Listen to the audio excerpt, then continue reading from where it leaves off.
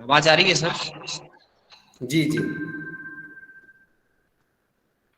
न स्नेहाचरणं प्रयान्ति भगवन् पादद्वयं ते प्रजा हेतुस्तत्र विचित्रदुःखनिचयः संसारघोरार्णवः अत्यन्तस्फुरदुग्ररश्मिनिकर व्याकीर्णभूमण्डलो ग्रैष्मः कारयतीन्दुपादसलिल छायानुरागं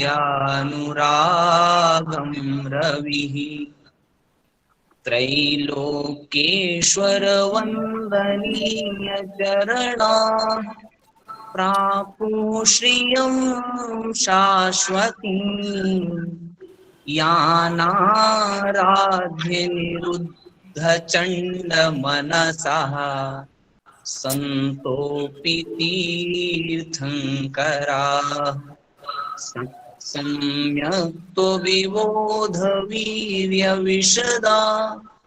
व्यावाधता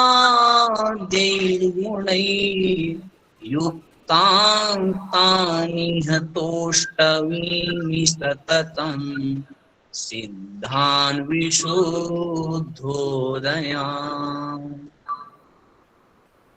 बहुत बहुत धन्यवाद आदरणीय विनोद जी के लिए, जिन्होंने अपने मधुर स्वर के द्वारा कार्यक्रम को प्रारंभ किया। बिना किसी भूमिका के मैं सर्वप्रथम आज के हमारे जो मुख्य वक्ता हैं आदरणीय प्रोफेसर मदन मोहन झा, जो किसी व्यक्तित्व के मोहताज नहीं है, आपको बता दें आज आप संस्कृत को जो भी तकनीकी के माध्यम से देख रहे हो, एंड्रॉयड ऐप के माध्यम से जान रहे हो, आज गुरुजी की ही देन है यह। हमने कभी गुरुजी को देखा तो नहीं ऐसा किसी कक्षाओं में, लेकिन आज प्रथम बार आज हम सभी आपके उद्बोधन से कृतार्थ होंगे।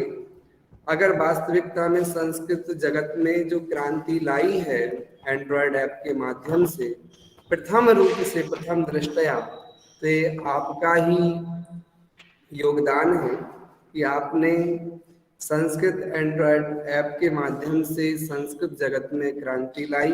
आप उसके जनक माने जाते हैं। साथ ही साथ में गुरुजी के परिचय के बारे में आप सभी को बता दें कि आप राष्ट्रीय संस्कृत संस्थान केंद्रीय मानव संसाधन विकास मंत्रालय अधीन नैक द्वारा ए श्रेणी में प्रत्यायित श्री रणवीर परिसर कोट भलवाल जम्मू में आप एक शिक्षाचार्य के रूप में वहाँ पर स्थापित है, निर्देशक के रूप में आप वहाँ पर हैं, और आपका जन्म स्थान सहरसा बिहार है, और आपने व्याकरण से आचार्य, शिक्षाचार्य और विद्या वारिधि की उपाधियों को अलंकृत किया है। साथ ही साथ में अनेक पत्रिकाओं का भी आपने संपादन किया, जिसमें शिक्षा सुधा, शिक्षा सुरभि, शिक्षा रश्मि, विद्या रश्मि आदि पत्रिकाएं आती हैं। आप स्वर्ण पदक से भी 2 बार सम्मानित हुए हैं। साथ ही साथ में शताधिक संगोष्ठियों के माध्यम से आपने जन जन के लिए संस्कृत भाषा का ज्ञान कराया, और आपका एक ही उद्देश्य है कि आप संस्कृत को जन जन की भाषा बनाना चाहते हैं, और वह आपने करके भी दिखाया एंड्रॉयड ऐप के माध्यम से कि आपने जो बड़े बड़े कोश थे, शब्द कल्पद्रुम, वाचस्पत्यम इत्यादि बड़े बड़े ग्रंथ, जो कि पुस्तकालयों में केवल धूल चढ़ी हुई थी, उन पर आपने उनको सभी के हाथों में ला दिया और आज सहज आपने संस्कृत बना दी। ये बहुत बड़ा उपकार है। आपके उपकार का सदियों तक यह संस्कृत जगत और सभी लोग उपकारी रहेंगे। ऐसे व्यक्तित्व को आज हम सुनने जाएंगे। उसके पहले हमारे महाविद्यालय के मंत्री महोदय आदरणीय श्रेष्ठी श्रीमान महेश जी चांदबाट जी साहब जुड़ चुके हैं। हम उनका भी बहुत बहुत अभिनंदन करते हैं कि आपने हमारी इस व्याख्यान माला में जुड़ करके और अमूल्य समय आपने दिया। अब मैं स्वागत भाषण के लिए हमारे संस्थान के युवा प्राचार्य आदरणीय डॉक्टर ललित किशोर शर्मा जी को आमंत्रित करूंगा कि आप आएं और स्वागत भाषण के माध्यम से कार्यक्रम को आगे बढ़ाएं। आदरणीय Lalit ji.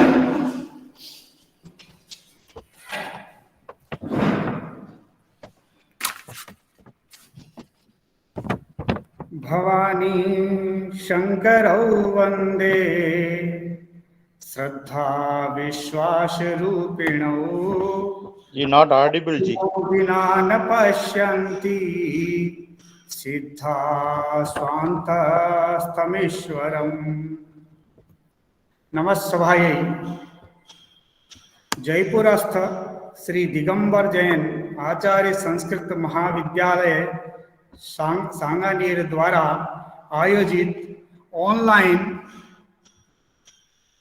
8 दिवसात्मक faculty development programme इत्यस्मिन् कार्यक्रमे भवतां समेषां संस्कृतानुरागिणां भूयो भूयाः स्वागतम् अभिनन्दनं च। अवसरे अस्मिन् अस्माकं महाविद्यालयस्य माननीयाः अध्यक्ष महोदयाः श्रीमन्ताः NK सेठी महाभागाः, माननीयाः मंत्री महोदयाः श्रीमन्ताः महेश चन्द्र जैन महाभागाश्चापि अत्र समुपस्थिताः। एतयोः महाभागयोः प्रेरणया एव अस्माभिः ईदृशाः कार्यक्रमाः आयोज्यन्ते। अत एव अवसरे अस्मिन् एतेषां कृते अपि स्वागतं निवेदयामि। अद्य महदिदं प्रमोदस्थानकम् अस्माकं यद् अद्य समुपस्थिताः वर्तन्ते जम्मूस्थः केंद्रीय संस्कृत विश्वविद्यालयस्य श्री रणवीर परिसरस्य यशस्विनो निदेशकवर्याः तत्र भवन्तः आचार्याः प्रोफेसर मदन मोहन झा महाभागाः, एतेषां महाभागानाम् अवसरे अस्मिन् हार्दं स्वागतं व्याहरामि निवेदयामि च। अमी महाभागाः संस्कृत कनिक ज्ञाने अत्यंतं निपुणाः। संस्कृत क्षेत्रे अमीषाम् नमस्ते जी नॉट ऑडिबल वरीवर्ति। संस्कृत एप माध्यमेन एभिः महाभागैः संस्कृते नमस्ते जी नॉट ऑडिबल इति अद्य वयं धन्याः यत् एते महाभागाः अस्य कार्यक्रमस्य समुद्घाटनस्य प्रथमदिवसे एव अस्मान् संस्कृत में ऑनलाइन संसाधन इति विषयोपरि उद्बोधयन्ति इति निश्चित रूपेण अद्य सर्वे प्राध्यापकाः छात्रांश्च लाभान्विताः भविष्यन्ति इति मे आशासे। सादरं जयतु संस्कृतं जयतु भारतम्। धन्यवादः।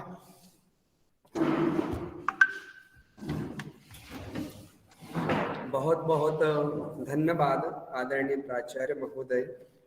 बिना किसी भूमिका के मैं बहुत सारे श्रोतागण जुड़ चुके हैं।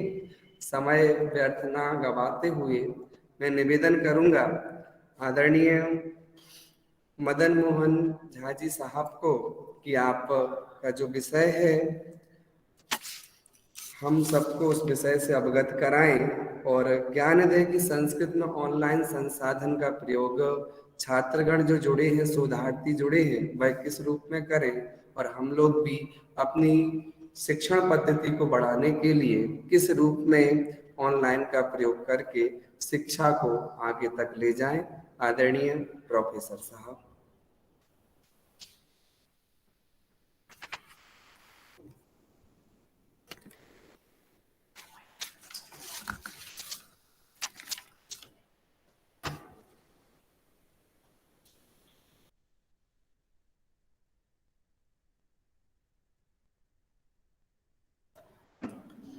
आवाज नहीं आ रही है सर, आवाज नहीं आ रही है।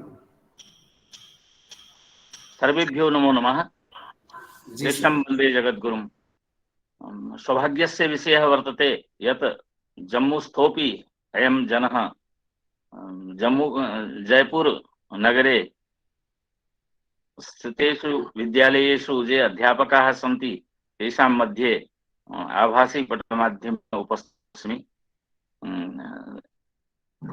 एतत् अवसर प्रदत्तेभ्यः सर्वेभ्यः धन्यवादाः।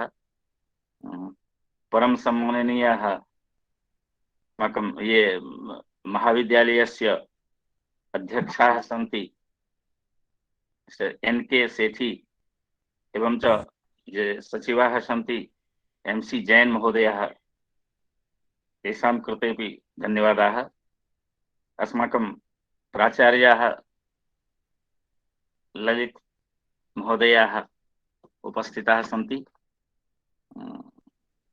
वस्तुतः हिन्द्यां भविष्यति वा संस्कृते? हिंद्याम सर, हिंदी तो में। मैं सभी को तो सबसे पहले सबको नमस्कार करता हूँ। बहुत सारे प्रतिभागी हैं। मैं बहुत कुछ जी नॉट ऑडिबल। ऑडिबल तो है, सबको सुनाई देता है सब। सर सुनाई दे रहा है, सुनाई दे रहा है। जी जी। तो वास्तविकता है कि जितना परिचय में बहुत कुछ कहा गया, ऐसा कुछ नहीं है। ये है कि हमारा एक प्रयास रहता है कि संस्कृत को हम सब तक पहुंचाएं और उसी संस्कृत की सेवा करना। हम सभी संस्कृत के सेवक हैं। संस्कृत की सेवा करना हमारा धर्म होता है और हम संस्कृत को जन जन तक पहुंचाने के लिए हम सभी, मैं नहीं, हम सभी उसमें लगे हुए हैं। और इसी सबका कार्य पद्धति अलग अलग होता है। कोई किसी माध्यम से, जो माध्यम, और मैं भी सबको यही कहता हूं कि आपके पास जो माध्यम है, जो संसाधन है, उसी संसाधन से एक संस्कृत आगे बढ़ाने का काम करें। यही है, क्योंकि ये संस्कृत एक आंदोलन है। और आंदोलन से तात्पर्य है कि आप समझ रहे होंगे कि एक आंदोलन मतलब ये नहीं धरना प्रदर्शन ये सब नहीं होता है। आंदोलन महात्मा गांधी ने किया था। जब स्वतंत्रता आंदोलन हुआ था तो उसमें ये था कि जो भी आंदोलन करते हैं, कोई अध्यापक है वो भी आंदोलन करते हैं, तो अध्यापक अध्यापन करते हैं स्वतंत्रता प्राप्ति के लिए। जो भी कार्य करते हैं, हम आंदोलन कर रहे हैं अपने कार्य करते हुए उस स्वतंत्रता को प्राप्ति करने के लिए। तो अब भी वास्तविकता यही है कि हम संस्कृत को जनभाषा बनाने के लिए, संस्कृत को लोक भाषा बनाने के लिए जो भी हमारा कर्तव्य है, जब हम अध्यापक हैं तो अध्यापन करेंगे। अध्यापन इस तरह करेंगे कि संस्कृत का प्रचार प्रसार हो। छात्र हैं, अध्ययन करेंगे तो संस्कृत का प्रचार। तो ये एक जन आंदोलन के रूप में हम स्वीकार कर लेंगे, तभी जाके ये होगा। संस्कृत का विकास, संस्कृत का प्रचार प्रसार हो सकता है। संस्कृत का विकास करना, संस्कृत संपूर्ण रूप से विकसित है, उसका विकास अपेक्षित नहीं है। केवल हम संस्कृत का प्रचार प्रसार लोगों तक पहुंचाने का काम करना चाहिए हमें, हमारे अध्यापकों को, हमारे छात्रों को, हमारे सामाजिकों को। तो इस दृष्टि से जो भी मैं करता हूँ वही किया हूँ। और आज का जो ये फैकल्टी डेवलपमेंट प्रोग्राम है, इसमें हमारा मुख्य रूप से विषय है कि चूंकि कोरोना का समय चल रहा है 2 वर्ष से, विगत 2 वर्षों से, तो उसमें हम पढ़ाने के लिए हमारे पास बहुत कुछ संसाधन, क्योंकि संस्कृत में इतने संसाधन उपलब्ध नहीं थे, अब तो बहुत है। जितना होना चाहिए उतना है संसाधन। हम आपने मिलकर ही उस संसाधन का निर्माण किए हैं। और उस संसाधन, तो कोरोना के कारण जब हम ऑनलाइन शिक्षण पर आधारित हो गए तो उसमें हमको ऑनलाइन संसाधन की आवश्यकता पड़ी। लेकिन उससे पहले ही हमने इस एक अज्ञात भावना से ही, अज्ञात उद्देश्य से ही इस कार्य को लिया था। कार्य का उद्देश्य यही था कि संस्कृत आजकल मोबाइल इत्यादि यंत्र सबके पास होता है और लोग उसका उपयोग, सदुपयोग, दुरुपयोग सब कुछ करते हैं। ये सोशल जो साइट है, जो जनसंचार माध्यम जो है, उसका उपयोग सब करते हैं। कुछ उचित उपयोग करते हैं, कुछ अनुचित उपयोग करते हैं। और यदि उसी जनसंचार माध्यम में संस्कृत को प्रतिष्ठापित कर दिया जाए तो संभव है कि लोग अपने शौक भी पूरा करेंगे, फेसबुक, व्हाट्सएप इत्यादि भी चलाएंगे, साथ साथ संस्कृत का भी प्रचार प्रसार होगा। इसी उद्देश्य से हमने ये कोरोना नहीं, उससे पहले ही ये कार्य आरंभ किया था और जो आज सबके समक्ष उपस्थित है। तो मैं अधिक समय न लेके मुख्य विषय पर चलते हैं। मुख्य विषय हमारा यही है कि संस्कृत शिक्षण में ऑनलाइन संसाधन, और उसमें मैं कुछ बोलने से अधिक कुछ दिखाऊंगा, कुछ बताऊंगा, और इसलिए मैं सबसे पहले स्क्रीन शेयर ही करते हैं। उसमें स्क्रीन शेयर करके आपको दिखाता हूं। एक बार केवल ये बता दें कि दिख रहा है कि नहीं। जी ललित जी, दिख रहा है?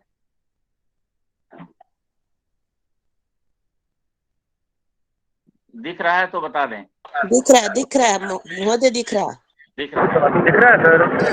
है सर। ठीक है, तो हमारा विषय आज मुख्य रूप से यही है, संस्कृत शिक्षण ऑनलाइन संसाधनानि सूचना संप्रेषण प्रविधि।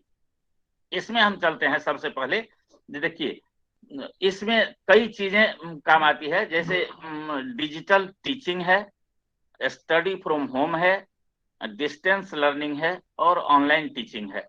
अंतर्जालिक जो ऑनलाइन टीचिंग में या संस्कृत हो, हिंदी हो या अन्य विषय हो, इसमें मुख्य रूप से इन चार संसाधनों की आवश्यकता होती है।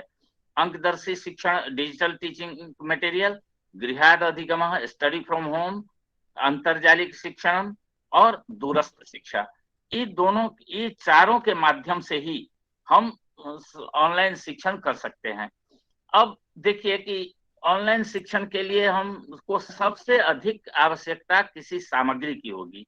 अब वो सामग्री, वो संसाधन, ये संसाधनों का उपयोग करने के लिए हम गूगल मीट से पढ़ा लेंगे, लेकिन गूगल मीट से पढ़ाने के बाद वो चूंकि प्रत्यक्ष शिक्षण नहीं है, साक्षात शिक्षण नहीं है, वो आभासिक शिक्षण है, इसलिए वहां पर आवश्यकता होती है सबसे पहले हमारे संसाधनों की।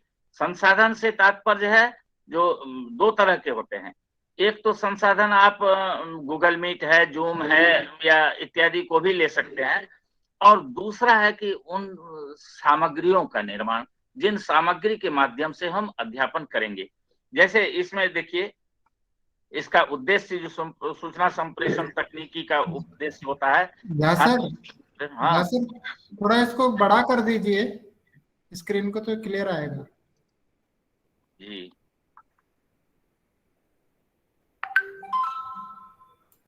ये है पहला अंकदर्शी शिक्षणम, जो डिजिटल टीचिंग है।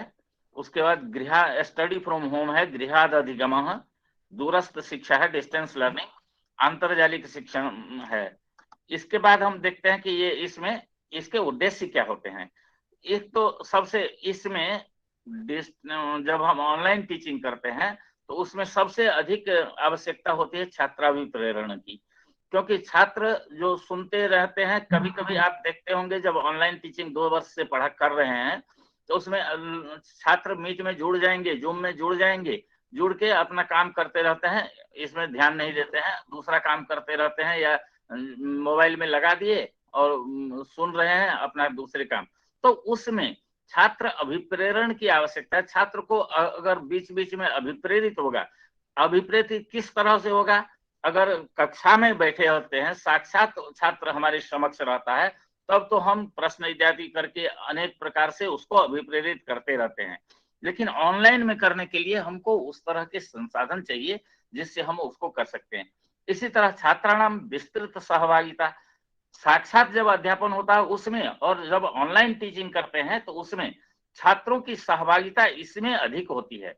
क्योंकि छात्र अगर इंटरेस्ट नहीं लेंगे हमारे शिक्षण में, रुचि नहीं प्रदर्शित करेंगे, तो वह अध्यापन नहीं हो सकता है पूर्ण रूप से। उसके बाद उन्नत छात्र लेखन, इसमें ऑनलाइन टीचिंग जब हम करते हैं तो लेखन सबसे गौण हो जाता है। न छात्र कुछ लिखते हैं, न वो हम कुछ लिख के पढ़ाते हैं। तो उसमें उस अवस्था में छात्र लेखन को प्रभावी बनाना ये मुख्य उद्देश्य होता है। शिक्षणार्थम विषयानाम सरलीकरणम, ये भी आवश्यक होता है, क्योंकि शिक्षा जब हम देंगे ऑनलाइन माध्यम से देते हैं तो उसमें शिक्षा को, विषय को अत्यंत सरल बना के हम बताएंगे, दिखाएंगे भी अभी, जो किस तरह से हम उसको सरल बना सकते हैं। सरलोपगमानाम उपयोगार्थम पाठ्यक्रम निर्माणम, इसके लिए हमको एक कैरिकुलम बनाना होगा। कैरिकुलम बनाना होगा, हम किस पाठ को किस माध्यम से, क्योंकि हर पाठ के हर विषय को पढ़ाने के लिए अलग तरीका होना चाहिए, अलग विधि प्रविधि का प्रयोग करना चाहिए, जिससे वो उसको कर सकें। इसमें जैसे संगणक है, संगणक का प्रयोग हम कर लेते हैं। ऑनलाइन शिक्षणस्य कृते प्राभाविकम अंतर्जाल अपेक्षितम भवति, ऑनलाइन शिक्षणस्य आवश्यकता अस्ति अंतर्जाल वेबकैम, ये दोनों होता है। छात्रैः सह लाइव संपर्क कर्तुं संगणके अंक संगणके वा इदम आवश्यकम भवति। पारंपरिक कक्षा में भी इसको उपयोग हम ये दिखाएंगे आपको, जो हम परंपरागत जो शिक्षण पद्धति है, जो हम शास्त्रीय आचार्य इत्यादि को पढ़ाते हैं, या व्याकरण साहित्य वेद इत्यादि पढ़ाते हैं, उसको भी हम कैसे पढ़ाते हैं वो भी मैं दिखाऊंगा। उसके लिए संसाधन का निर्माण किस तरह से हम कर सकते हैं वो भी दिखाऊंगा। पहले इसमें प्रयोग किस तरह से कर सकते हैं, क्या सब संसाधन का हम उपयोग कर सकते हैं वो देखिए। जो कक्षा में संगणक होने चाहिए, क्लासरूम में कक्षा ब्लॉग या विकिपीडिया का निर्माण करना चाहिए क्लास। उसके बाद चल वाणिज्य उपकरण, मोबाइल यंत्र होना चाहिए, स्मार्ट बोर्ड, वायरलेस कक्षा, माइक्रोफोन, ऑनलाइन मीडिया, ये सब कक्षा वेबसाइट, ये सब बना के हम, तो अब ये मान लीजिए कक्षा ब्लॉग बना दीजिए, तो कक्षा ब्लॉग बना दीजिए। ब्लॉग पर हम प्रश्न लिखते हैं, छात्र उसको चाहे कोई आर्टिकल, कोई निबंध, कोई व्याख्यान, ये ब्लॉग पर डालते हैं। हमारे जितने छात्र होते हैं उनको अब गूगल मीट से पढ़ाते हैं, हम पढ़ा देते हैं। पढ़ाने के बाद उसके पास क्या रहता है, कुछ नहीं। अगर और ये रिकॉर्डिंग की व्यवस्था जो होती है, सबके गूगल, हर टीचर के गूगल मीट में रिकॉर्डिंग की व्यवस्था नहीं होती है, क्योंकि वो क्रैक किया हुआ जो स्पेस होगा उसी में मात्र ये रिकॉर्डिंग की सुविधा होगी। तो छात्र को आपने पढ़ा दिया, उस समय छात्र अन्यमनस्क रहा, सुना नहीं, ठीक से नहीं सुना, तो उस छात्र की जो तब का अध्यापन जो है वो शून्य हो जाता है, उसके बाद में कुछ नहीं मिलता है। अगर उसको हम सामग्री भी दे देते हैं तो छात्र उसको पुनः दोबारा पढ़ के वह समझ सकते हैं। इसमें इस तरह से सूचना संप्रेषण तकनीकी का उपयोग कर सकें। सहायक उपकरण में ये सब चीजें हैं, इनको देख लीजिए। सहायक उपकरण है, क्योंकि हमको ये शॉर्टकट में हम ये बता रहे हैं संसाधन के। इसके बाद हम सामग्री किस तरह से हम प्रयोग कर सकते हैं, किस तरह के सामग्रियों का उपयोग कर सकते हैं या बना सकते हैं, वो मैं बताऊंगा। तो इस सहायक उपकरण के रूप में विश्वकोश है, एंथोलॉजी है, शब्दकोश है, मल्टीमीडिया है, प्रशिक्षण यंत्र है, संगणक, क्रीड़ा विकास है इत्यादि। संगणक, क्रीड़ा इत्यादि के बारे में भी मैं बताऊंगा, अभी दिखाऊंगा, दिखा के बताऊंगा। एकीकृतैकस्य दूरस्थ शिक्षा पाठ्यक्रम, एकीकृत दूरस्थ शिक्षा के पाठ्यक्रम अलग से बनाना चाहिए, जो किस तरह से हम, क्योंकि छात्र हमारे समक्ष नहीं होते हैं, हम ऑनलाइन पढ़ा रहे हैं। आधारभूत प्रशिक्षण से प्रविधेय ज्ञान नियंत्रण प्रणाली, प्रशिक्षण प्रणाली इत्यादि। उसके बाद व्यावहारिक प्रशिक्षणोपकरणानि यथा कार्यशाला, कार्य पुस्तकानि, वर्कबुक, आभासी डिजाइनर, सिमुलेटर, सिमुलेशन कार्यक्रम, ये सब आवश्यक होता है। इसमें मुख्य रूप से कक्षा में भौतिक रूप से जब रहते हैं तब तो हम ये सब करते हैं। जब आभासी पटल पर हम पढ़ाते हैं, आभासी कक्षा में गृह कार्य देना बहुत आवश्यक होता है, क्योंकि हम जो पढ़ाते हैं छात्र को स्वाध्याय के प्रति अग्रेसित करने के लिए हम इस तरह का उपयोग करते हैं। समस्यायाः प्रत्यक्षीकरणं, समस्यायाः समाधानम, उपस्थिति संकलनम, गृह कार्य संशोधनम इत्यादि हम उसमें करते हैं। इसके बाद हम चलते हैं कि अब संसाधन पर किस तरह से सामग्री का निर्माण कर सकते हैं। अब उसमें हम कई चीजें दिखाऊंगा आपको, जो अब मान लीजिए एक क्रीड़ा था, हम इसमें देखिए इस तरह के जब हम क्रीड़ा छात्रों को बनाते हैं, अब ये इसमें है, सामान्य रूप से दिखाता हूं। अब ये पावर पॉइंट है मात्र, पावर पॉइंट में जब हम क्लिक करते हैं तो एक शब्द आ गया, चनक चूर्णम बेसन। चाहे इसको हम आपको संधि समास में भी दिखाएंगे कि किस तरह संधि समास में प्रयोग कर सकते हैं। अब छात्र को हम कहते हैं कि इनमें से कौन सा चित्र है इसके उपयुक्त चित्र, वो बताओ। छात्र ये चित्र इत्यादि देख के अगर समझ गए तो ठीक है, नहीं समझे या दूसरे कर दिए तो अब देखिए दूसरा क्लिक हम करेंगे तो वो जो शब्द है वही शब्द वस्तु यहाँ आ गई। इसी तरह दूसरा हम क्लिक करते हैं तो दूसरा आया, और अणु बासमती राइस, तो इसके चित्र भी बाद में आ जाएंगे अपने आप। हम क्लिक करेंगे तो पहले छात्र को अवसर देते हैं, जो छात्र बता दें, और छात्र अगर नहीं बताते हैं, नहीं बता पाते हैं तो हम क्लिक करते हैं तो दूसरा आ जाता है। तो इस तरह से अगर हम निर्माण करते हैं, सामग्री निर्माण कर देते हैं, छोटे कक्षा हो या बड़ी कक्षा हो। बड़ी कक्षाओं के लिए भी हम बताएंगे कि किस तरह आप व्याकरण के सूत्र पढ़ा लेंगे, किस तरह से आप तर्क भाषा पढ़ा लेंगे इत्यादि भी। तो ये एक सामान्य ये था, ये मैं दिखाया। इसके बाद मैं दिखाता हूं आपको, मान लीजिए ये है, इसमें देखिए ये कर्ता है, क्रिया है। अब हम क्लिक करते हैं तो कर्ता इस कॉलम में आएगा, क्रिया इस कॉलम में, ये अभ्यास कार्य के लिए है। अब मान लीजिए अहम आएगा, इधर क्रियाएं हैं, तो अब छात्र से हम पूछ सकते हैं कि इतने इन क्रियाओं में इसके उपयुक्त क्रिया कौन सा है। गच्छावह, गच्छामह, गच्छामि, गच्छसि, गच्छतः इत्यादि कई चीज लिखे हैं। अब एक क्लिक करते हैं तो वो गच्छामि सही क्रिया जो है वहां आ जाता है। फिर इसके बाद दूसरा कर्ता दूसरी, और इसको क्लिक करते ही क्रिया। तो इस तरह से जब हम निर्माण करके छात्रों को दे देंगे, छात्र को दिखा देंगे, पढ़ा देंगे और छात्रों को दे देंगे, तो छात्र बार बार एक क्रीड़ा के माध्यम से, क्रीड़ा का स्वरूप लेके इसको अगर करेंगे तो उसको ये अभ्यास हो जाएगा, और इस तरह अभ्यास के माध्यम से हम उसको शिक्षण दे सकते हैं। या यही देखिए, इसी को देख लेते हैं, जो अब उभयतः वृक्षाः सन्ति, धेनुम, पुस्तकम, जलम, नगरम, शाखाम, धर्मशालाम, पाषाणम, मार्गम। अब तर्क शक्ति को बढ़ाने के लिए ये है, जो अब इनमें से कौन सा उभयतः वृक्षाः सन्ति।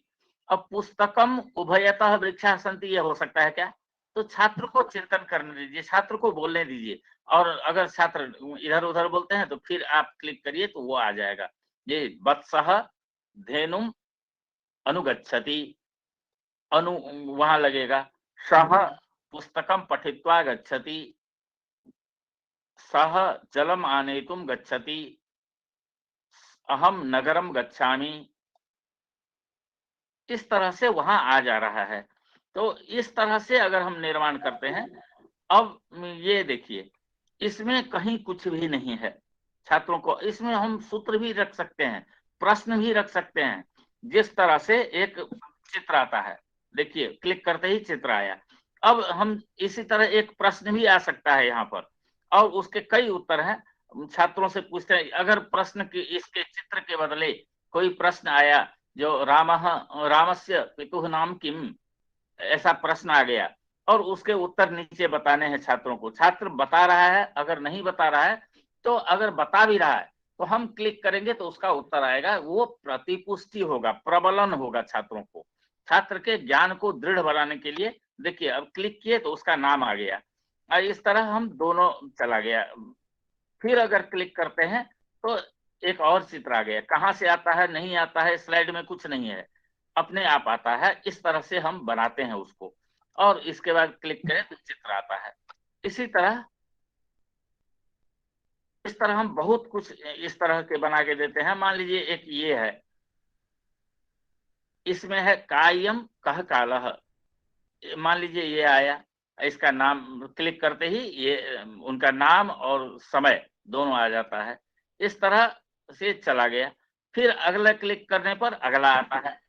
तो इस तरह से अगर हम बना के देते हैं तो छात्र इसमें रुचि लेंगे। मैं इसमें और अधिक समय नहीं, मान लीजिए देखिए ये दिखाते हैं आपको। ये है कृदंत प्रत्यय। कृदंत प्रत्यय जब पढ़ाते हैं तो कृदंत प्रत्यय में हम किस प्रत्यय में किस धातु का कैसा रूप बनता है उस सब के लिए देखिए। अब ये आ गया, इस कॉलम में धातु आएगा, इसमें अर्थ आएगा, इसमें क्तौ प्रत्यय का रूप आएगा उस धातु का, तवतु का, त्वा, ल्यप, तुमुन, त्रिज, तब्यत, अनियत। अब इसको जितने बार क्लिक करेंगे अगले धातु का रूप दिखाएगा। ये देखिए, दा अर्थ है दाने, इसका इन प्रत्ययों में ऐसे रूप बना। फिर दूसरे धातु का आ जाएगा, जितने बार क्लिक करेंगे उतने अलग अलग धातुओं का रूप इसमें आता रहेगा। तो इस तरह अगर बना के देते हैं तो इसको देखने से, इसको करने से छात्रों में अभ्यास हो जाएगा और इस चीज को छात्र समझ लेंगे। तो इस तरह का अगर हम सामग्री का निर्माण करके छात्रों को देते हैं तो वो जानते हैं इस तरह के सामग्री निर्माण में समय लगता है, लेकिन समय लगने से मान लीजिए अगर एक अध्यापक एक वर्ष में 10, 15, 20 लेसन ही इस तरह का बना लिया, 10 साल से पढ़ा रहे हैं हम, अगर 10 साल में ये हमको 100 सामग्री तैयार हो जाता है तो क्या 100 उसके बाद हमको ये अक्तौ का रूप 10 साल के बाद भी अक्तौ प्रत्यय में दा धातु का रूप दत्ता ही बनेगा? आज भी बनता है, 10 वर्ष के बाद भी बनेगा, क्या चेंज करना है तब? तो एक बार हम सामग्री बनाए 10 वर्षों की आजीवन उसको हम छात्रों को दे सकते हैं, पढ़ा सकते हैं। तो अगर समय लगता भी है तो हम लगा के इस तरह के सामग्रियों का निर्माण कर सकते हैं और इस तरह के सामग्री निर्माण कर नहीं। और हम आगे चलते हैं, जैसे द्वितीय विभक्ति है, द्वितीय विभक्ति को समझाने के लिए द्वितीय विभक्ति कहाँ कहाँ होती है देखिए। उभयतः योगे उदाहरणमस्ति मार्गम उभयतः वृक्षाः सन्ति धिक् पापिनम धिक् योगे। तो इस तरह से हम अगर सामग्री का निर्माण कर देते हैं तो वो सामग्री और हम बहुत सारे लगभग 100 से ऊपर कार्यशाला किए हैं, संगणक कार्यशाला, जिसमें हम अध्यापकों को ये किस तरह बन सकता है, कैसे बना सकते हैं इस तरह पावर पॉइंट में, ये हमने सिखाया है। और अभी भी कई कार्यशाला हम ऑनलाइन किए हैं, ऑनलाइन माध्यम से छात्रों अध्यापकों को छात्रों को ये सिखाते हैं कि किस तरह होना चाहिए। और अगला स्वरूप देख लीजिए, इस तरह के भी हम बना लेते हैं, बना के छात्रों को दिए हैं। ये केवल हमारे पास ही नहीं है, बहुत सारे जितने भी हमारे आभासी पटल पर जुड़े हुए हैं सबके पास लगभग हो सकता है। जैसे द्वितीय विभक्ति द्विकर्मक धातु योगे देखिए, तो इस तरह से कई चीज आप निर्माण करके दे सकते हैं। अब हम अगले कार्यक्रम में चलते हैं। मान लीजिए पाठ बनाते हैं तो लोग पावर पॉइंट का उपयोग करते हैं। पावर पॉइंट का उपयोग कैसे होता है, क्या होता है, थोड़ा सा इस पर मैं बोलना चाहूंगा। जो पावर पॉइंट जो है, पहले जब कंप्यूटर लैपटॉप या ये नहीं था, प्रोजेक्टर नहीं होता था, तो हम जब पढ़ाने जाते थे तो एक डायरी पर या नोट शीट पर, नोट पर हम लिख के ले जाते थे। जो आज इस पॉइंट पर जो शास्त्रीय अध्यापक होते हैं, शास्त्रीय आचार्य इत्यादि को पढ़ाने वाले, शास्त्र पढ़ाने वाले, उनके लिए असुविधा नहीं होती, क्योंकि वो रघुवंश पढ़ाना है तो रघुवंश के ग्रंथ निकाले और उसको श्लोक, उसका अन्वय, ये सब पढ़ा दिए। जो व्याख्यान पद्धति हमारी है, व्याख्यान पद्धति में ये थोड़ी सी असुविधा है कि वहां हमारे पास कुछ नहीं होता है, जो होता है हमारे मन में होता है और हम उसी की व्याख्यान करते हैं। तो हम नोट पर लिख के ले जाते थे कि ये पॉइंट है, इन पॉइंट को हमको व्याख्या करनी है कक्षा में। तो आज के युग में उसी को डिजिटलाइजेशन कर दिया है। लोग क्या करते हैं कि उसी पॉइंट को पावर पॉइंट में लेके जाते हैं और उन व्याख्या पॉइंट को वहां व्याख्या कक्षा में कर देते हैं। लेकिन ये टीचिंग का, ये छात्रों के लिए तो नहीं हुआ, ये तो हमारे लिए अध्यापक के सहयोग के लिए वो हुआ। तो हम स्लिप पर न लिख के ले जाते हैं, पावर पॉइंट में ले जाते हैं, उस पॉइंट को देखते हैं। जैसा कि आपने अभी हमारा देखा, हमने ऑनलाइन के संसाधन के रूप में 3-4 पॉइंट रखे, एक पॉइंट को बता दिए क्या है। तो वो तो हमारे सहयोग के लिए, आपके सहयोग के लिए कहाँ है? तो छात्रों के सहयोग के लिए नहीं, तो ये टीचिंग तो इसको कह ही नहीं सकते हैं, वो तो अध्यापक के सहयोग के लिए है। तो ये टीचिंग लर्निंग रिसोर्स के रूप में काम नहीं आएगा, यानी संसाधन के रूप में काम नहीं आएगा। तब कैसे होगा? तो पावर पॉइंट इस तरह बनाया जाए जो छात्र उसको देख के अपने आप जो भी जिज्ञासा है उसको शांत कर सके, उसको समझ सके। तो मान लीजिए एक ये पावर पॉइंट थोड़ा सा मैं दिखाता हूं। ये है, ये एक पाठ है, एकस्मिन् वने चांडरवः नाम एकः शृंगालः वसति स्म।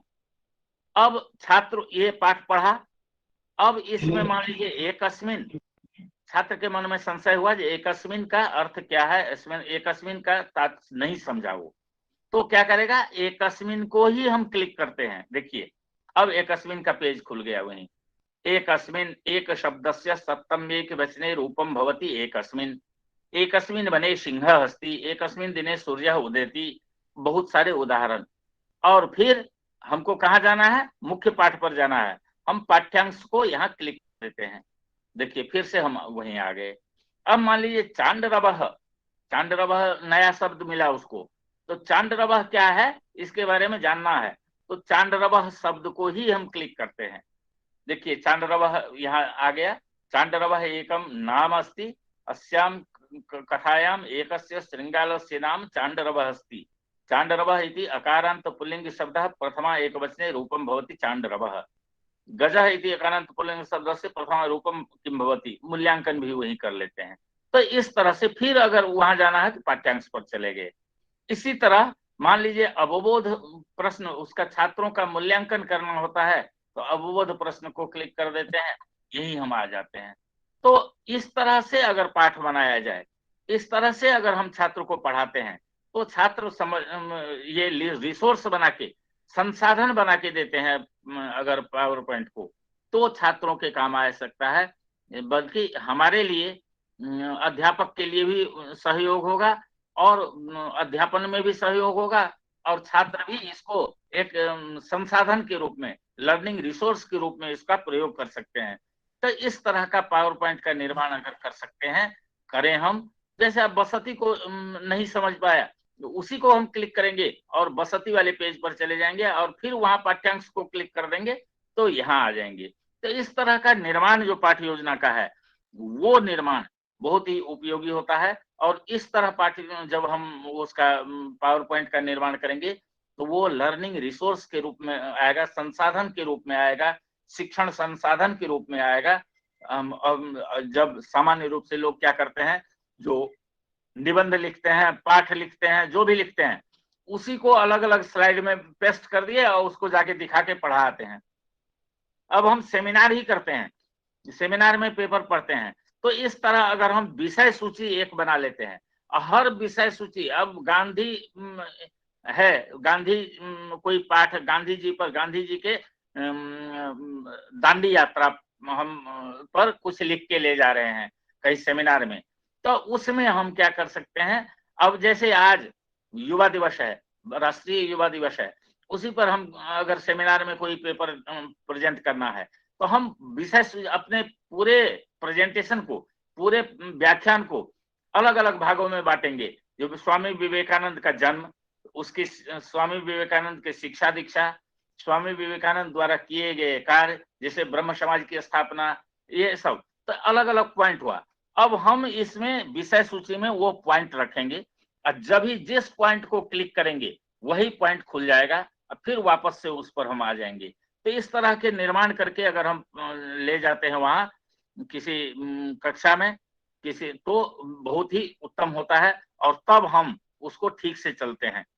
इसी तरह हम और दिखाना चाहेंगे, आपको करना चाहेंगे इसके बारे में। अब देखिए, छोटे बच्चे हों या बड़े बच्चे हों, अब इस तरह के मान लीजिए ये है, संधि का बनाते हैं, संधि का स्लाइड बनाते हैं, तो इस तरह से हम बना सकते हैं। मान लीजिए ये देखिए, संधि के नियम कौन सा संधि है, अच संधि, व्यंजन संधि, विसर्ग संधि।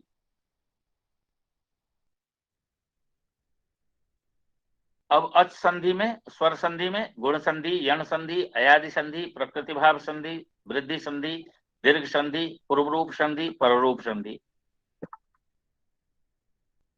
इस तरह से अगर हम बना के छात्रों को देते हैं तो छात्र हम न भी, हम जो क्लास में पढ़ाए ऑनलाइन में हम गूगल मीट पर पढ़ा दिए, बोल दिए, छात्र को आधे से कम परसेंट, हम कहते हैं कि 10 से 20% से अधिक छात्र समझ नहीं पाते हैं। और उसको अगर पढ़ाने के बाद हम ये टीचिंग मटेरियल दे देते हैं तो वो उसको फिर से देख के पढ़ सकते हैं। तो इस तरह देखिए, इतने कुछ स्लाइड में ही, एक ही पावर पॉइंट में संपूर्ण संधि का विवरण इसमें उपस्थित हो जाएगा। इसको चाहे तो आधुनिक परंपरागत, आधुनिक जो शिक्षण पद्धति है उसमें पढ़ाएं, या परंपरागत जो शिक्षण प्रणाली है हमारा, शास्त्रीय आचार्य इत्यादि, उसमें भी इसका प्रयोग हम कर सकते हैं। तो इस तरह का निर्माण जब होता है तो वो पावर पॉइंट का टीचिंग लर्निंग रिसोर्स के रूप में उसका प्रयोग होता है। बाकी जो हम पावर पॉइंट का प्रयोग करते हैं वो मात्र एक हम अपने आप को संतुष्ट करने के लिए एक दिखावा करते हैं। अब यण संधि के देख लीजिए, यण संधि कितना, इक वर्ण है, कौन सा, ई उ रू री, अच अवर्ण अच, असवर्ण अच है बाद में, तो इस ई उ रू री इसके स्थान पर य व र ल हो जाता है। अब इसका उदाहरण भी आएगा, देखिए सभी का उदाहरण भी आ जाता है। तो इस तरह से संधि का अगर हम अध्यापन करते हैं तो वो भी हो जाता है। इतने संधि का ही नहीं, और भी हम दिखाते हैं। मान लीजिए ये है,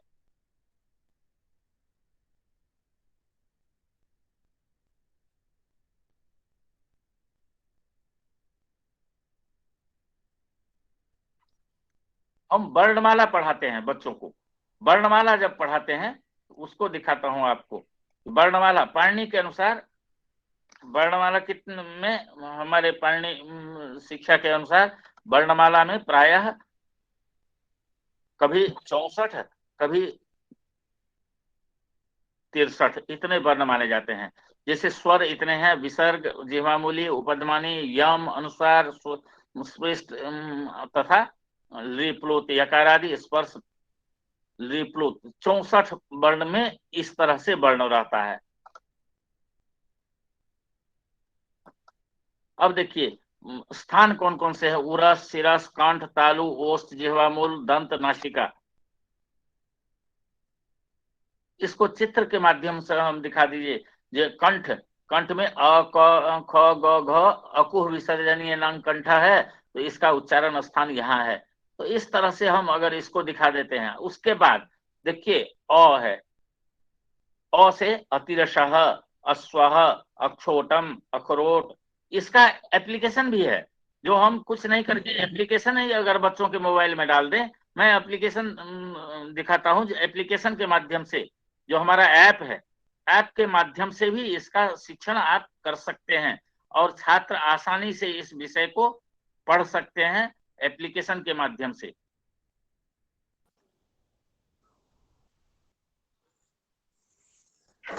देखिए ये एक हमारा ये एप्लीकेशन है संस्कृत अल्फाबेट।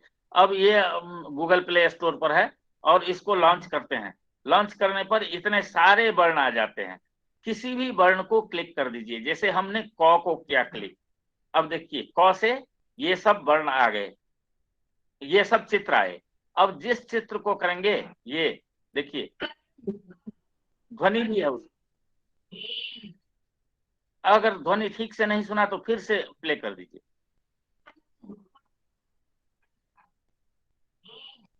दूसरे को क्लिक करिए,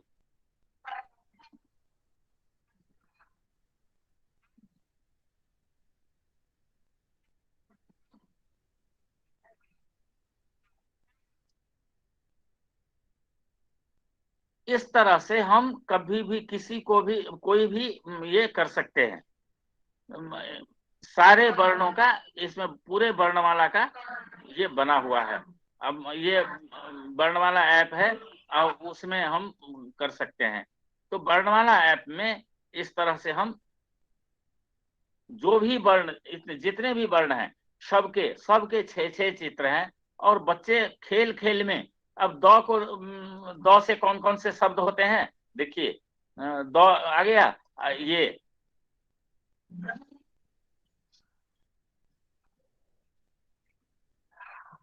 तो इस तरह से हम उसको प्रयोग कर सकते हैं। तो ये वर्णमाला ऐप है और वर्णमाला को हम कर सकते हैं। इसी तरह हम कहते हैं कि हिंदी संस्कृत चित्रकोश है। चित्रकोश में देखिए इन ऐप के माध्यम से भी हम करते हैं। अब छवि की पहचान है, उदाहरण देखा तो कई बहुत सारे प्रकरण हैं और कोई भी प्रकरण ले लेते हैं। ये एप्लीकेशन है ऑलरेडी गूगल प्ले स्टोर पर। अब देखिए ये शब्द है, इसके लिए कौन सा, ये चित्र है और चित्र के लिए कई शब्द हैं, 4 शब्द हैं, बिल्वम, एरंडह, जम्बू, निम्बुकम। अब मान लीजिए छात्र क्रीड़ा के माध्यम से कोई भी करे तो बिल्वम को हम क्लिक कर देते हैं उदाहरण के लिए। देखिए रेड हो गया और नीचे आ गया गलत जवाब। एरंडह रेड हो गया, लेकिन हम अगर इसको निम्बुकम किए तो सही जवाब आ गया, ग्रीन हो गया और अगला ऑप्शन भी आ गया इसमें। अब अगला चित्र ये है, तो अब ये कौन सा है, मधु का है, बदरी फलम है, सीताफलम है, जम्बू है, क्या है? अब मधु का है, सही उत्तर है महुआ, हिंदी अर्थ भी आ गया और ये ग्रीन हो गया। तो इस तरह से अगले पर जा सकते हैं। तो इस तरह जो हम इसका प्रयोग करते हैं, संस्कृत चित्रकोश का प्रयोग कर लेते हैं। उसके बाद ये हम बताते हैं कि धातु रूप माला में, धातु रूप में बहुत सारे कंफ्यूजन होता है छात्रों को, जो किस धातु का कहाँ कब प्रयोग करें। तो इस पर भी हमारा एक तो विद्वानों के लिए है धातु रूप माला, जिसमें पाणिनि के जितने भी धातु हैं सभी धातुओं के अर्थ और उसके रूप सभी लकारों में किस तरह से चलेंगे वो है। और दूसरा एक छात्रों के लिए उपयोगी हमारा संस्कृत धातु बोध है। यह संस्कृत धातु बोध देखिए यही है। ये ऐप इस तरह से चलता है, जो कुछ नहीं करना है, इसमें धातु परीक्षा है और धातु रूप सूची है। धातु परीक्षा को हम देख लीजिए। अब ये कई अध्याय हैं, अब हम कोई सा अध्याय खोल लेते हैं।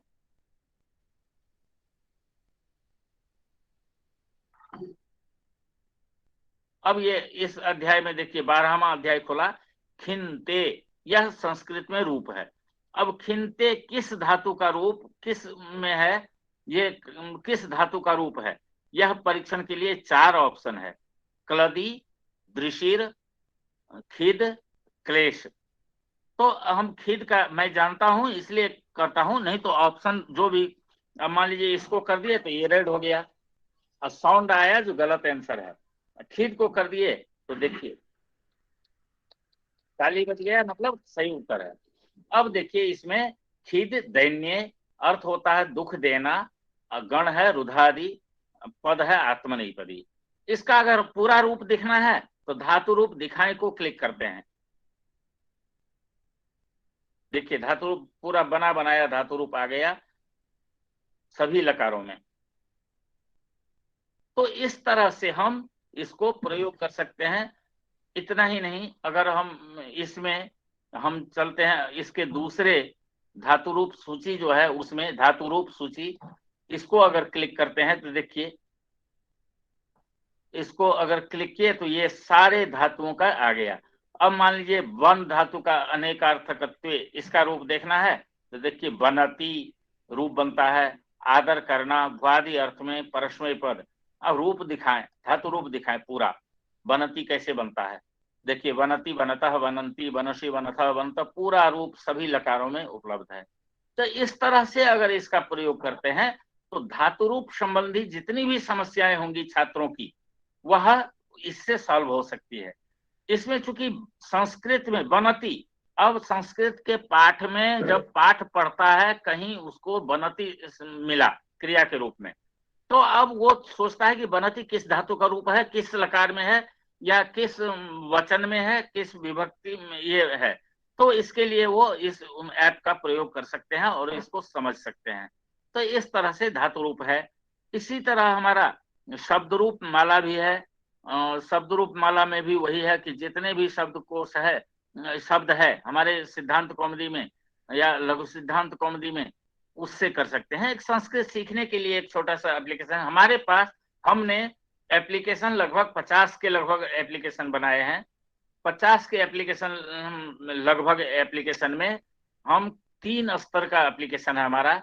एक तो उच्च शिक्षा में जो अध्ययनरत है या शोधार्थी हैं या विद्वान हैं उनके लिए है, और दूसरे जो मध्यम श्रेणी के जो पढ़ने वाले छात्र हैं उनके लिए है, और एकदम शिशु किस तरह सीख सकता है, बच्चे किस तरह सीख सकते हैं उसके लिए है।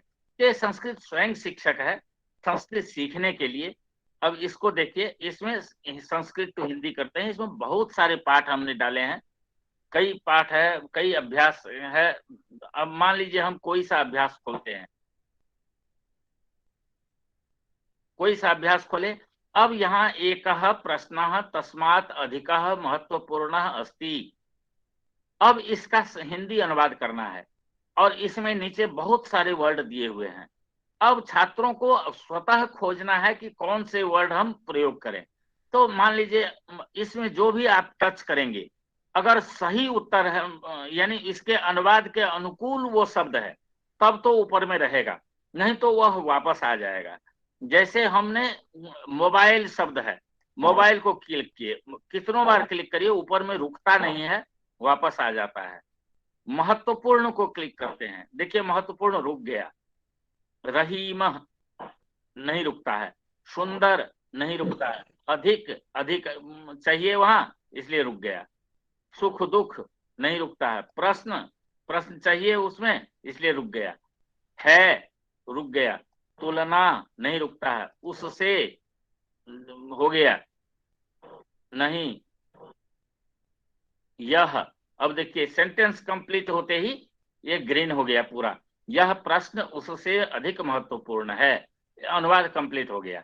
इसी तरह एषः मार्गः तस्य अपेक्षया अधिकः विस्तृतः अस्ति, इस सेंटेंस का हिंदी अनुवाद करना है तो इस तरह से हम कर सकते हैं। तो इस तरह से ये जो हमारा है संस्कृत स्वयं शिक्षक, इसको अगर मान लीजिए हम जाते हैं, गृहिणी संभाषण वाला है, गृहिणी संभाषण में घर में अगर गृहिणी लोग आपस में कैसे बात करते हैं उसका अनुवाद।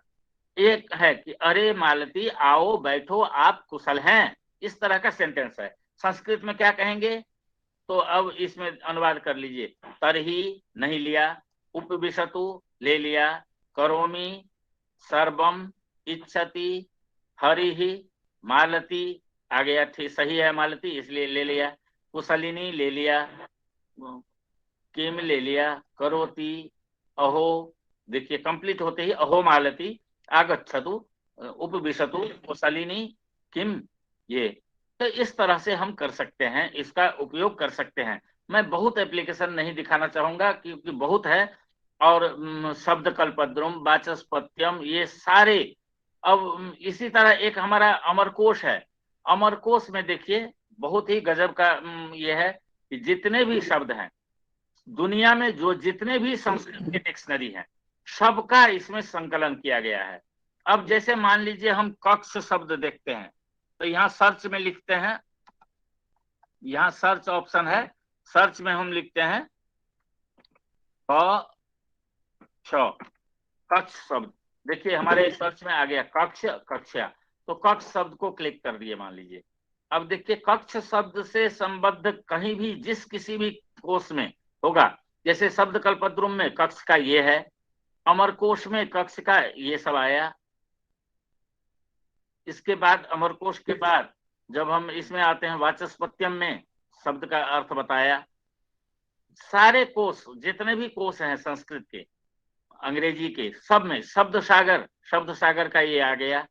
इसी तरह आपटे डिक्शनरी का आया, उसके बाद ये आपटे डिक्शनरी हो गया। विलियम्स मोनियर में भी मोनियर विलियम्स के डिक्शनरी में क्या है कक्ष शब्द का वो बता दिया। यानी एक अमरकोश में दुनिया भर के जितने भी संस्कृत के शब्दकोश है, पुराने इंसाइक्लोपीडिया, वैदिक इंडेक्स, रिचुअल संस्कृत, सब कुछ इसमें उपलब्ध है। तो इस तरह का कोर्स जो है उसका निर्माण किया और इस तरह से करते हैं। सबसे अंत में मैं एक दिखाऊंगा कि शास्त्र शिक्षणम हमारा बहुत विद्वानों के लिए बहुत अच्छा है। इस शास्त्र शिक्षण में हमारे बहुत सारे व्याख्यान जो बने बड़े शास्त्रीय व्याख्यान, जैसे आप देखेंगे कि साहित्य दर्पण है, काव्य प्रकाश है, ध्वन्यालोक है। देखिए अभिज्ञान शाकुंतलम पूरे का व्याख्यान, अर्थ संग्रह, काव्य प्रकाश, छंद परिचय, छंद शिक्षण, ज्योतिष सिद्धांत, ज्योतिष, तर्क भाषा, दर्शन, इसमें सारे व्याख्यान किए कराया हुआ है और सब व्याख्यान उपलब्ध है इस ऐप में।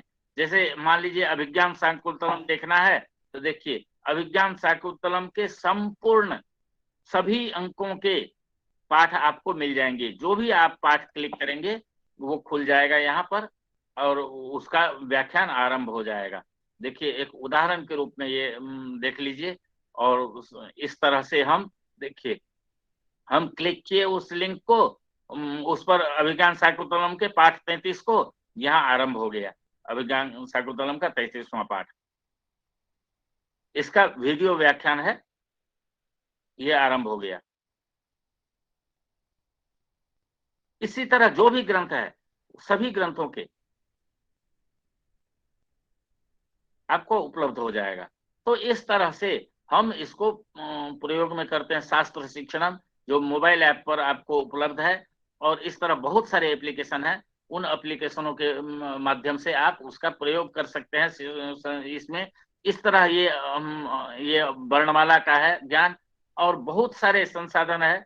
ये 1 घंटे का विषय तो है नहीं, इसमें बहुत सारे संसाधन दिखाना चाहते थे, उतना भी नहीं हो पाया है। इसलिए मैं आज इस आभासी पटल पर आपसे जुड़कर जो कुछ भी इतना ही कहा, जो कुछ भी कहा, जो कुछ भी बताया, वो इसी के हिसाब से कि आपको आपके लिए उपयुक्त हो। मैं आज इस आभासी पटल पर आप सबों को नमस्कार करता हूं। और ये जो हमारे कार्य हैं जो हमने किया है, हमने किया है, मैंने नहीं किया है। हमारे लगभग एक ही आभासी पटल है संस्कृतम भारतम, जिसमें 1 लाख से ऊपर संस्कृत वाले हैं और सभी संस्कृत में ही करते हैं। उन्हीं सबके सहयोग से हमारा सभी कार्यक्रम चल रहा है। मैं आज जो हमको इस आभासी पटल पर आपने अवसर दिया, इसके लिए मैं आपको बहुत बहुत धन्यवाद देता हूं और सबको जो प्रतिभागी हैं उनको भी, जो आयोजक हैं उनको भी नमस्कार करके विराम देता हूं। नमस्कार।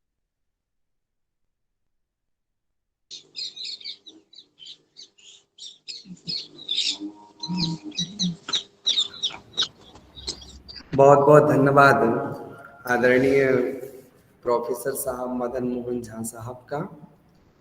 आपके इस उद्बोधन से जरूर सभी बहुत लाभान्वित हुए हैं और आपका जो आज हमने और सभी लोगों ने प्रेजेंटेशन देखा, वास्तविकता में हृदय गदगद हो गया कि आज भी जो लोग संस्कृत भाषा को इतनी कठिन भाषा समझते होंगे और आपके माध्यम से जो आपने ऐप प्रयोग किए, अगर वह उनका प्रयोग करते हैं प्रतिदिन, तो हम लोगों का मानना है कि संस्कृत के समान कोई सरल भाषा इस भूमंडल पर नहीं होगी। आपने अपने ऐप के माध्यम से संस्कृत का इतना सरलीकरण कर दिया कि जिसके बारे में जितना कहा जाए उतना कम है। और प्रत्येक शोधार्थी हो या छात्र हो, सभी के लिए जरूर आपके ऐप का आश्रय लेना चाहिए, जिससे वो संस्कृत देववाणी की सेवा कर सके और अपने ज्ञान की वृद्धि कर सके। बहुत बहुत धन्यवाद। और साथ ही साथ में आप सभी को बताना चाहूँगा कि मात्र आदरणीय प्रोफेसर साहब मदन मोहन झा सर ही इस कार्य के लिए संलग्न नहीं है। आपका पूरा परिवार संस्कृत की सेवा में लगा हुआ है। मैं जब देख रहा था और उसमें जब निर्माता देखा तो आपके पुत्र का नाम वहां पर लिखा हुआ था, सृजन झा साहब। तो जितना भी ये ऐप आदि को आगे बढ़ा रहे हैं, तो आपके साथ साथ आपका परिवार भी उस कार्य में संलग्न है। ऐसे संस्कृत सेवी परिवार के लिए बहुत बहुत आभार ज्ञापन करता हूँ। मैं आज इस कार्यक्रम की भूमिका के लिए जो हमारे माननीय आदरणीय मंत्री महोदय आदरणीय महेश जी चांदबाट साहब उपस्थित हुए और पूरा समय दिया आपने, हम आपसे निवेदन करेंगे कि आप भी अध्यक्षीय उद्बोधन में 2 शब्द हमारे बीच में रखें। आदरणीय मंत्री महोदय साहब।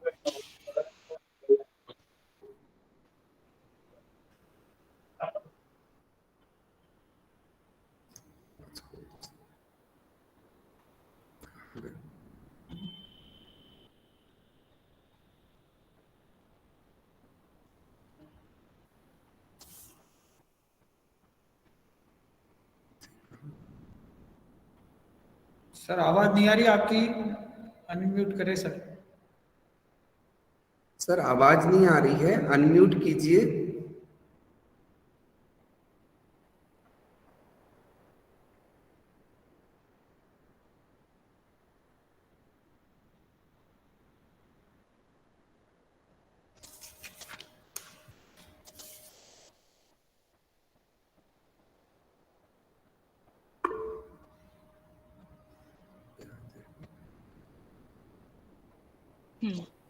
आ गई आवाज?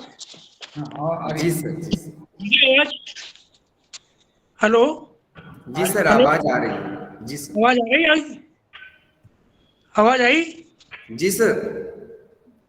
हेलो आप बोलो हेलो, आप बोलिए, आवाज आ रही है सर। अच्छा ठीक। महाविद्यालय के द्वारा आज से फैकल्टी डेवलपमेंट प्रोग्राम 8 दिन का रखा गया है।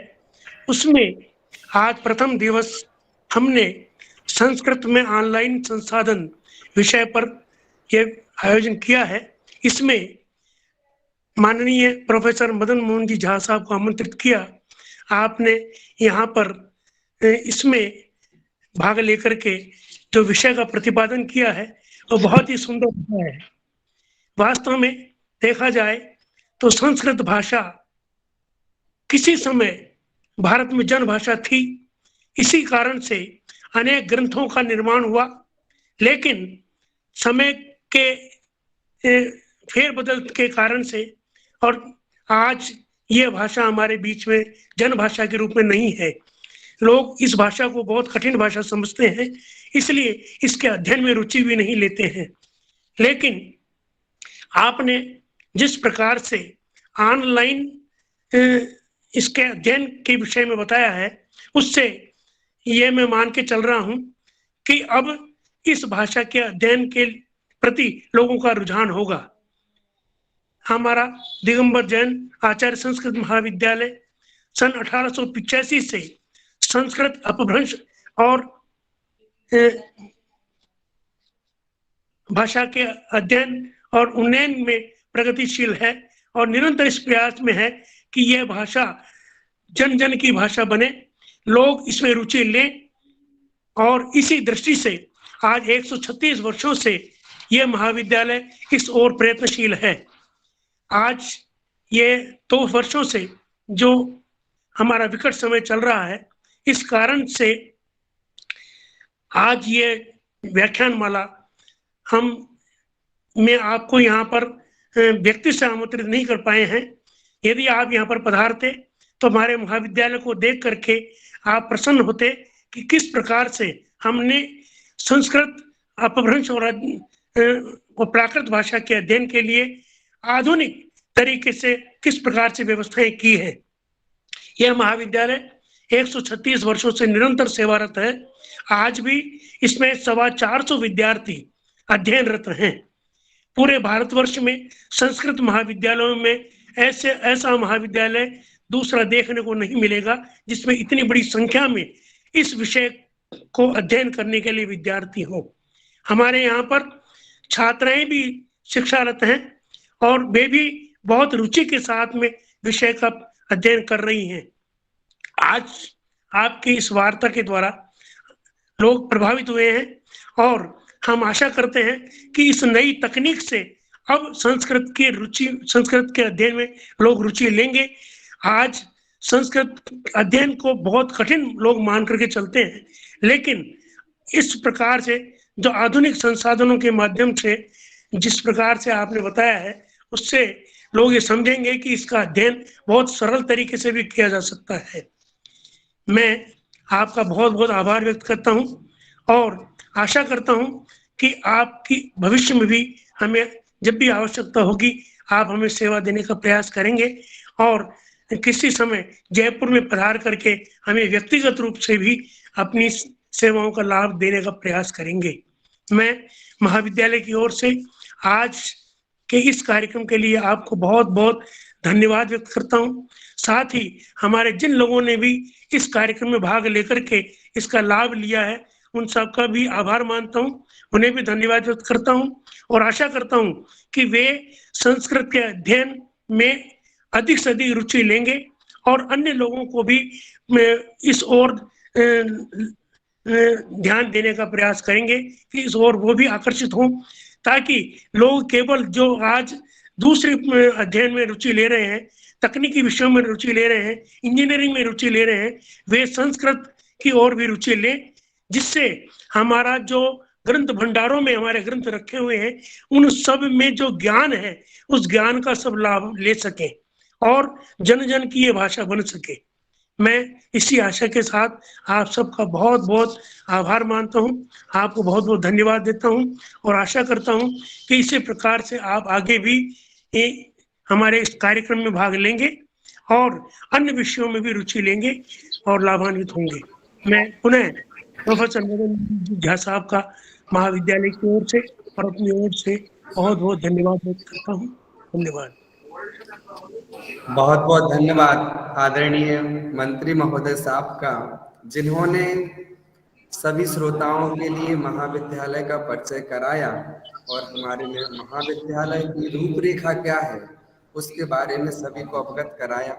मैं पुनः सभी संस्कृत जिज्ञासुओं और प्रेमियों के लिए बहुत बहुत धन्यवाद ज्ञापित करता हूँ और मैं अपेक्षा रखता हूँ कि आप इसी तरह से सभी कार्यक्रमों में जुड़ करके और सभी कार्यक्रमों में जुड़ करके सभी कार्यक्रमों को अच्छा बनाएं। इसी भावना के साथ सभी के लिए बारंबार नमस्कार और प्रमुख रूप से हमारे आदरणीय महोदय मुख्य वक्ता जी के लिए भी धन्यवाद। हाँ, और